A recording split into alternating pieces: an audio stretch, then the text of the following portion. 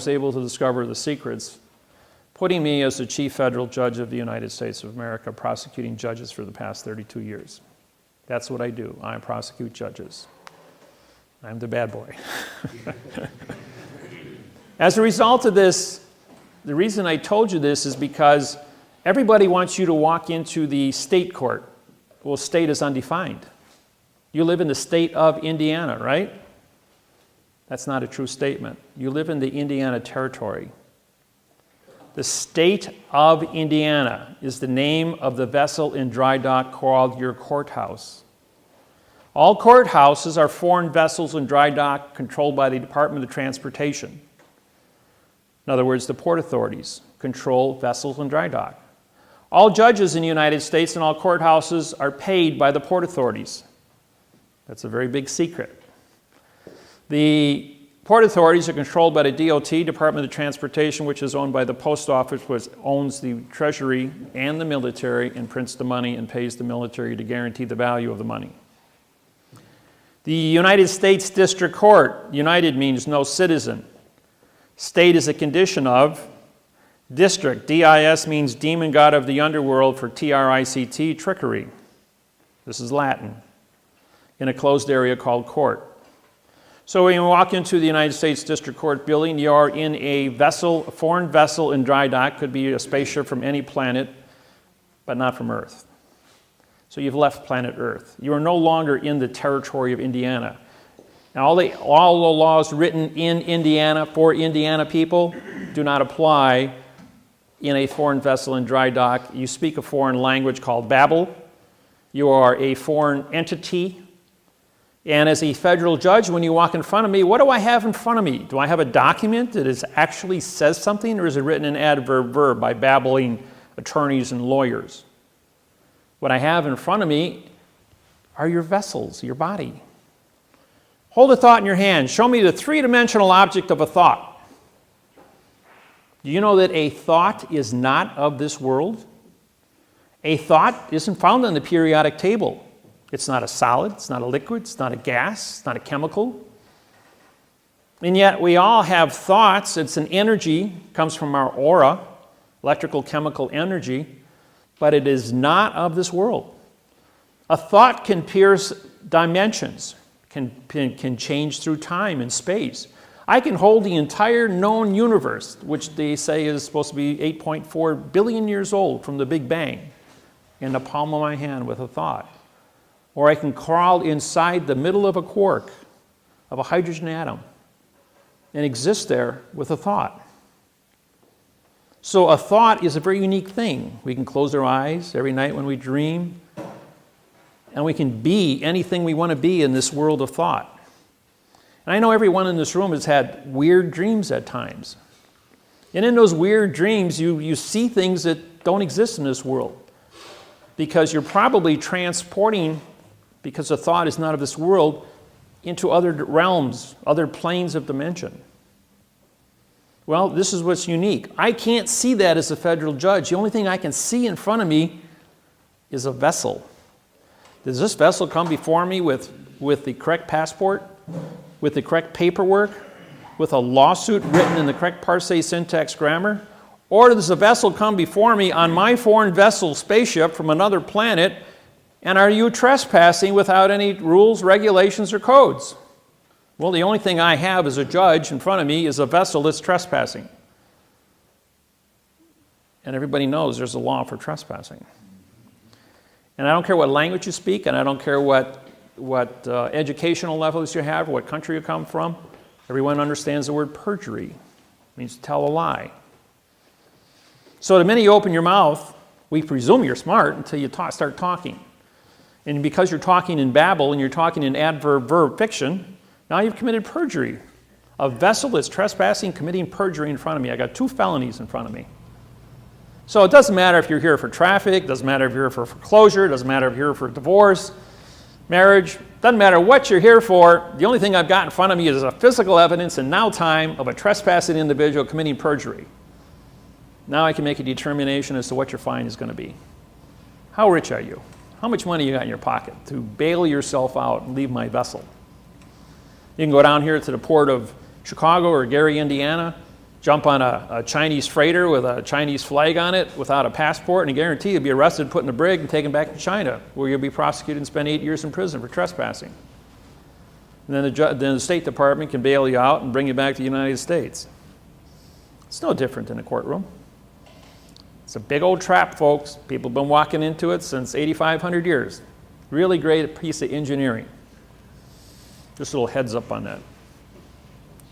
The reason I tell you this story about Hawaii is because it's the beginning of something that was very cynical. To capture planet Earth.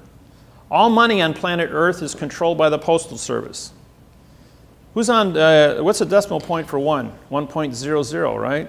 Who's on a $100 bill? Benjamin Franklin, first Postmaster General of the United States of America. President Grant was a Postmaster General during the Civil War. A country divided into 1/2. Decimal point for 1/2 is 0.50. Who's on a $50 bill? Grant. Abraham Lincoln. No, go before that. George Washington, letter carrier, Continental Congress, 1875. And he was a letter carrier. And on September 17th, 1789, the United States of America signed the Constitution of the United States of America.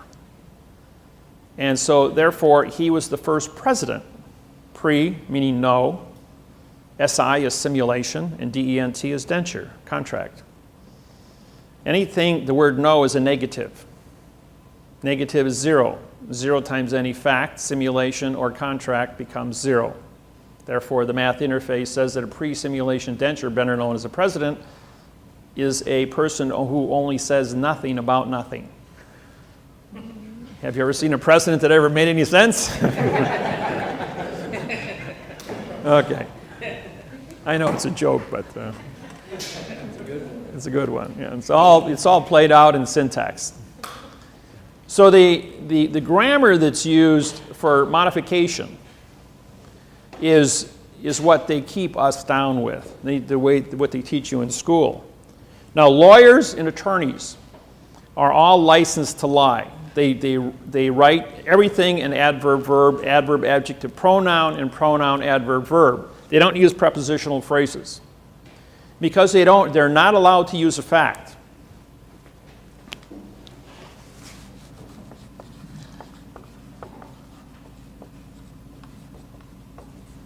No law or fact shall be tried in court. And if you want to put that in there, of law, and everybody uses this terminology, attorney at law, attorney of law, whatever. Parts of speech. No is an adverb, it's negative. Law now becomes a verb, negative. Or is a neutral. Negative fact becomes a negative verb also. Shall is a pronoun in future time, connected to the adverb be, which now modifies a verb in past time. In is an adverb making court a verb. Of is an adverb making law a court a verb. Now we've got one jurisdiction, ladies and gentlemen. We have a verb law, a verb court, verb tried, verb law, verb fact. Now we have one jurisdiction called fiction, fraud, illusion. Every word in the English language, and I spent 8,000 hours in 2 years with a staff of individuals with dictionaries. We looked up every word in the English language that starts with a vowel and 2 consonants. It means no contract. Every word. Now, when you look at any contract or any newspaper or magazine, and you see the word starts with a vowel, A, E, I, O, and U, and it's used as a single syllable, it means no contract also. Opinion. O is no. P-I-N is to attach or grab. I-O-N is contract. Opinion. No attached contract. Therefore, that's why it's called an opinion. You can have a gain, G-A-I-N, and you put A in front of it, again, you have no gain. You can have an attorney, A-T-T, no tort. You can have an illusion, I-L-L, which means you cannot see a contract.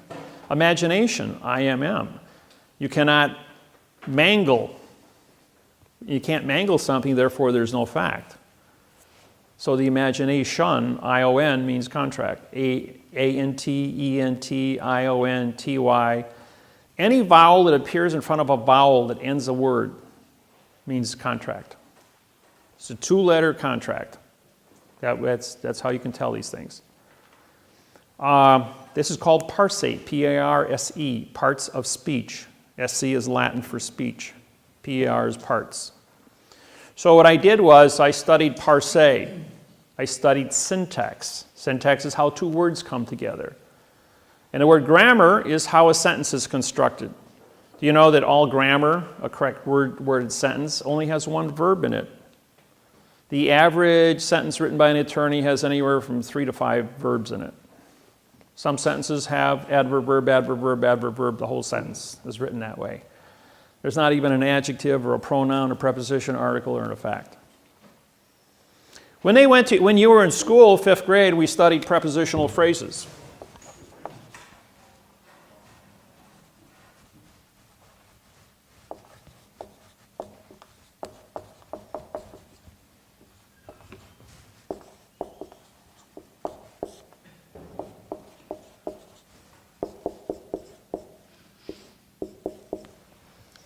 That was the preposition, article, and noun made up your prepositional phrase.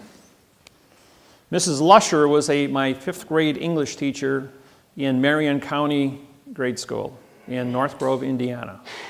I grew up with the Amish, the Mennonite, and the Hoosiers. I come from North Grove, Indiana. My family's been there since 1834. North Grove, Indiana was where the first house in the state of Indiana was built by my cousin. My fifth cousin's on my mother's side. But we came here from Pennsylvania. I'm Cherokee. My great-great-grandmother was full-blooded Cherokee, and my grandfather came to Switzerland in 1780. Settled here in North Grove, Indiana. Half the people in the town are related to me as great aunts and great uncles, and going all the way back to 1834. My cousin, who I played with in 1957, was born in 1838. She died in 1957 when I was 8 years old. 114 years old she was, living in the same house her parents built in North Grove, Indiana. Isn't that something? She's in the Guinness Book of World Records. This is one of the oldest people living. And I think she's probably one of the oldest ones in Indiana.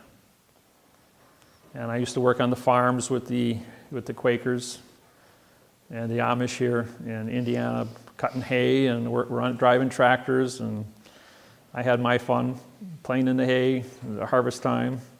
So I'm fully aware of the politics and everything. And Mrs. Lusher, my English teacher, was my next door neighbor. We had an 80-acre farm with 40 pigs. We had 40 head of cattle, and we were farmers too. My mom and dad gave that a shot. We had six brothers and sisters, so big family. When we studied prepositions, pre meant no, position. An article, anytime you have a vowel and two consonants, ART, we have no ownership. So if you have no position and you have no ownership, you have a no-no. N-O is no and UN is no in Latin, better known as the noun. So what we did is when we disqualified this in 1999, we had to come up with a brand new answer for a mathematical interface on grammar. So we did this. We had a position, dropping the word pre.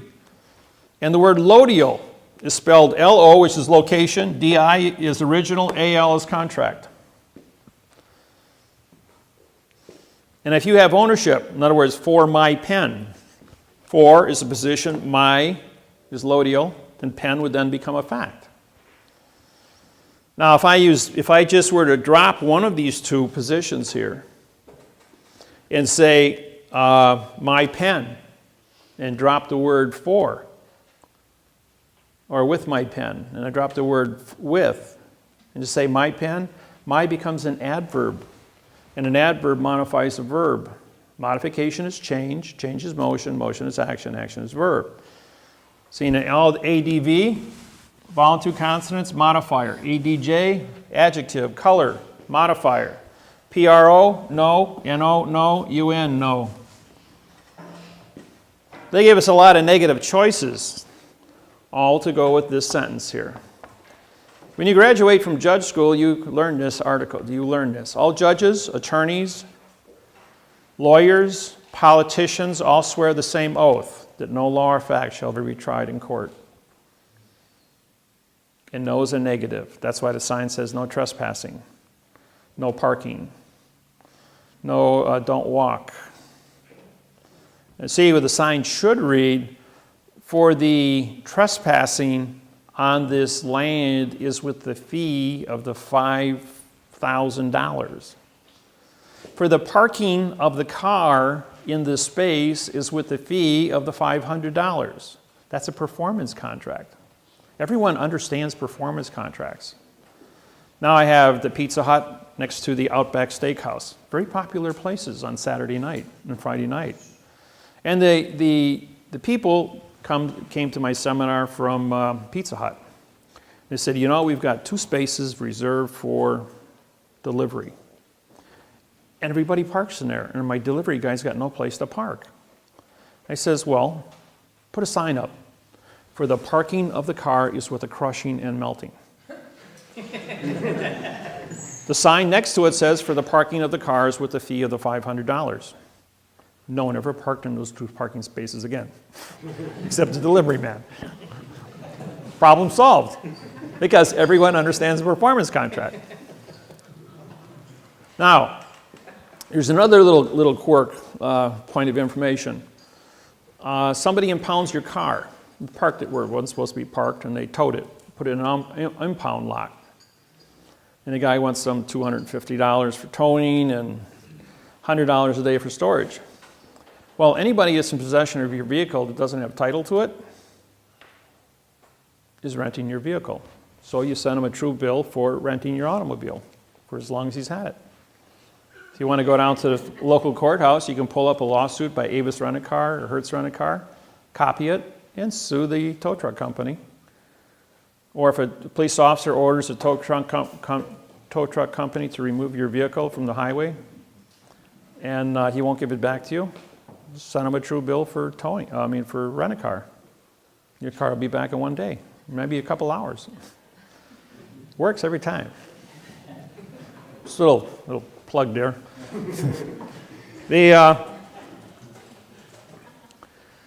The fraud that takes place here is profound with the courthouses and the courts.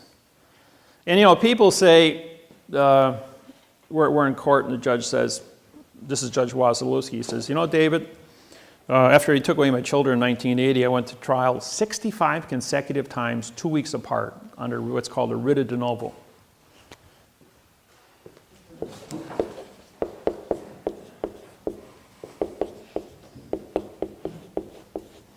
Now, this is a pronoun, adverb, adverb, verb.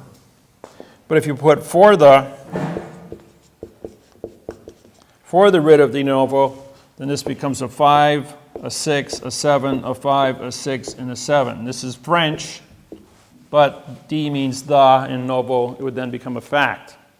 So I filed for the writ of the de novo. Now what that means is if you violate equality,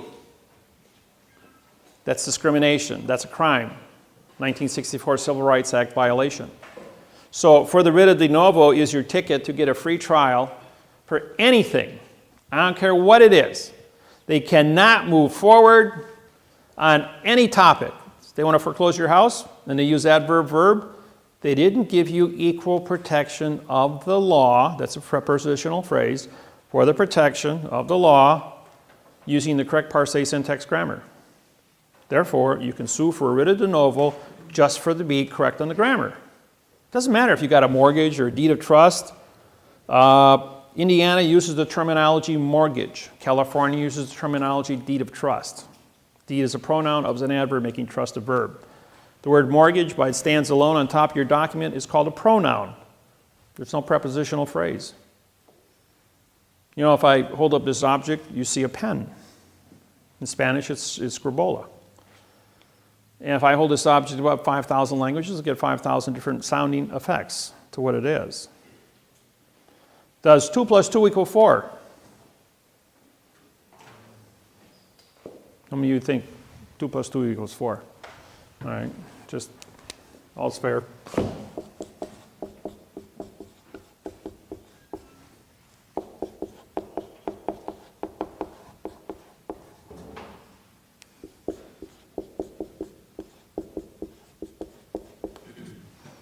Did you hear what I said, what I meant, what I said, what I said, what I meant, what I said? I can do this 150 different ways before I'm going to get it right.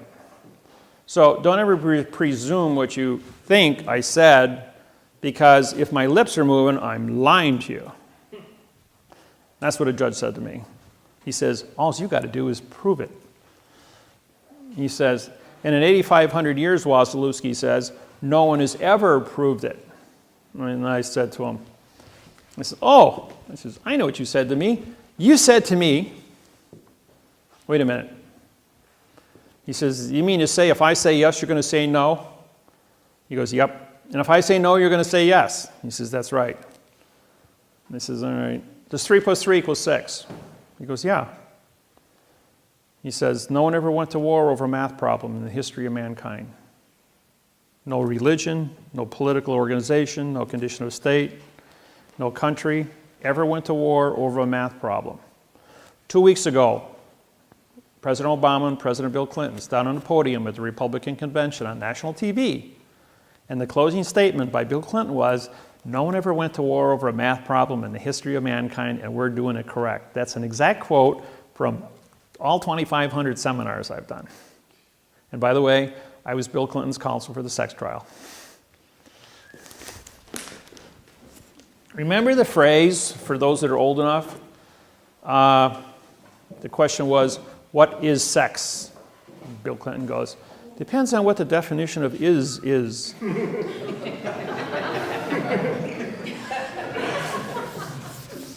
then Bill Clinton turns to the judge and says,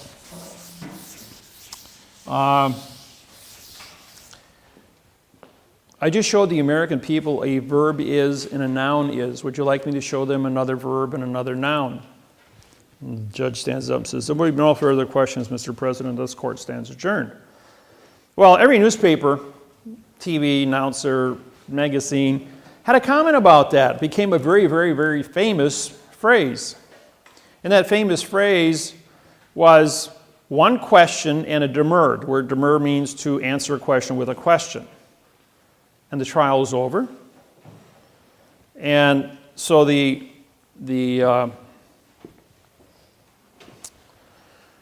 nobody knew what it meant. I knew what it meant. I was his counsel. Senator Bill Clinton says to me, Dave, he says, that worked really good. He says, but I got to go in front of Congress, he says, 2 weeks. And I can't take my lawyer with me. I says, well, you're a lawyer, Bill. I says, I'll tell you what you do. You remember the movie A Few Good Men with Tom Cruise and Jack Nicholson? You want the truth, I'll tell you the truth, but you can't handle the truth. Jack Nicholson won Best Actor for that phrase on the witness stand. And the movie won Best Picture that year. And what it was the